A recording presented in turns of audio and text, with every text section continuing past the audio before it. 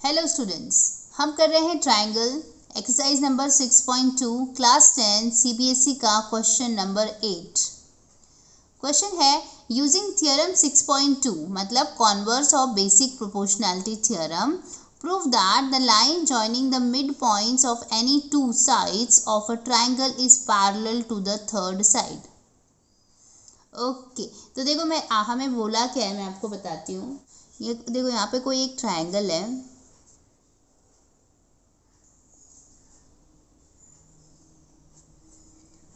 A B and सी। यहाँ पर D और ई है। डी जो है वो मिड पॉइंट है ए बी का, और ई जो है वो मिड पॉइंट है ए सी का। तो ये जो लाइन है डी ई वो पैरेलल होगी बी सी के। ठीक है, यही हमें प्रूफ करना है। ठीक है, तो हम यहाँ पे लिखेंगे consider triangle A B C in which D and E are the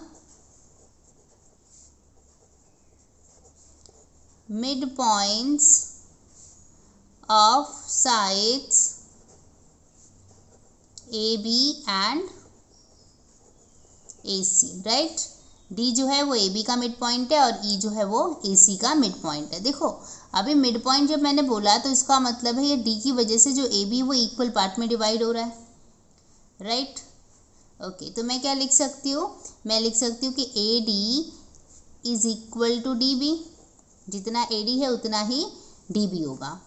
ठीक है, तो इनका जो रेशियो होगा, देखो अगर मैं AD अपॉन DB निकालती हूँ तो आंसर तो 1 ही आना है, क्योंकि जितना AD का वैल्यू है उतना ही DB का, तो कैंसिल हो जाएंगे तो 1 ही आ जाएगा, राइट? वैसे ही यहाँ पर जो AE है वो बराबर होगा EC के, क्योंकि E AC का मिड पॉइंट है, तो इनका भी रेशियो का वैल्यू 1 ही आना है। तो AE अपॉन EC कितना आ जाएगा? 1 आ जाएगा, राइट?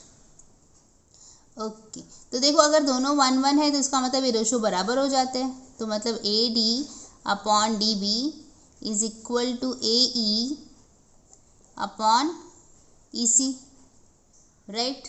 ओके, लेकिन अगर रेशियो बराबर हो जाते हैं तो फिर by converse of basic proportionality theorem के हिसाब से ये जो DE है वो पैरेलल हो जाएगा BC के, राइट? तो हम यहाँ पर सीधा लिख देंगे therefore DE is parallel to BC by converse of basic proportionality theorem। तो यहाँ पे लिखेंगे by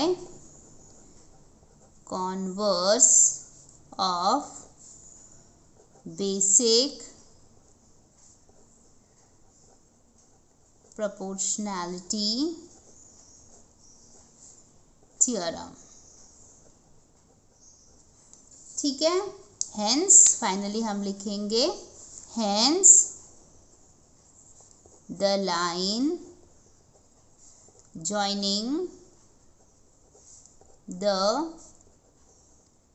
mid points of any two sides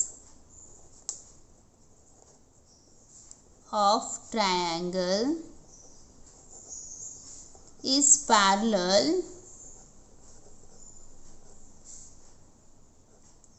to the third side। ठीक है, तो यहाँ पर ये क्वेश्चन हमारा ख़त्म हो जाता है। आई होप आपको समझ में आया है। Thank you for watching.